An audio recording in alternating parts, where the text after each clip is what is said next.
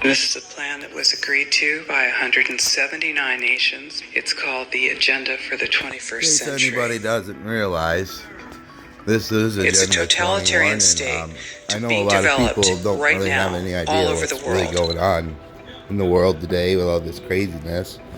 So I'd like to give a little bit of It is insight the inventory and control plan. so you Inventory can and see control of all what land, the actual all water, globalists all are trying to minerals, do, all plants, not just all in animals, the United States all or just construction, in the all means of on production, a worldwide scale. all food, all energy, all information, and all human beings in the world. And this is a plan that was agreed to by 179 nations back in 1992. It's a United Nations plan. It's called the Agenda for the 21st Century. And so many of us around the world think that, sustainable development, it just sounds so great. Isn't it about recycling and creative reuse and creating energy and food resources for everyone? And the answer is no, it really is not. It's about moving populations into city centers, concentrated city centers, and clearing them out of the rural areas.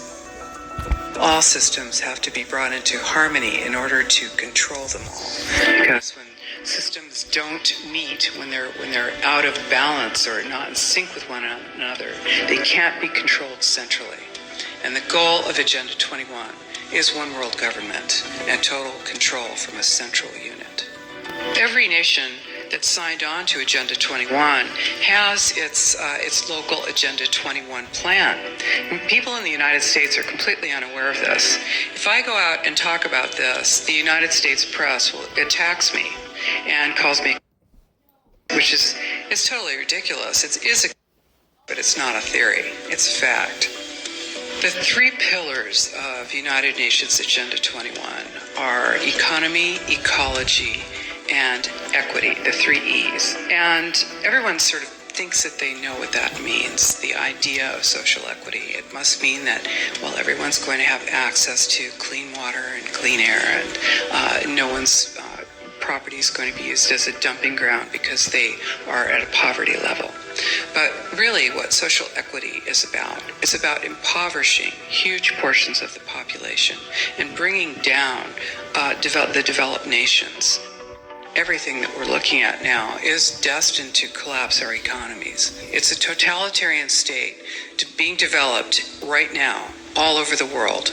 And what major corporations want in this development is to be able to have full movement of workers without borders or boundaries, to be able to move their goods through without regulations, and to reduce wages. And so this is the goal. So this is what you find with social equity. And of course, economy and ecology is about, these are the three circles: economy, ecology, and social equity. And where they meet in the center is balance. But really that balance is a communitarian balance. So it's not balance of well-being of the people.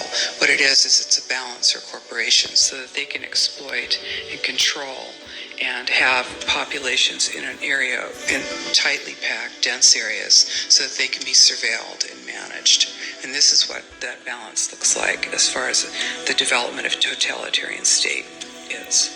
The mainstream media is owned by 5 major corporations, and you're not going to get this information from the mainstream press. So you need to be your own press. You need to educate yourself. You need to get out there and educate your neighbors, your community, your real community. You need to help your children understand that they're being indoctrinated from pre-kindergarten to postgraduate school. All of us have a responsibility to ourselves and to others. This is true community, to work for personal freedom. And always remember that even though we work as a group, if we do work as a group, we're all individuals in those groups, and we answer only to ourselves. And this is essential. It's essential as free human beings. This is what we are. We are free, and we need to continue to be free. And I do believe that we will win, but we have to become aware that there is a fight, and then make our friends and our neighbors and our community aware as well, and work together.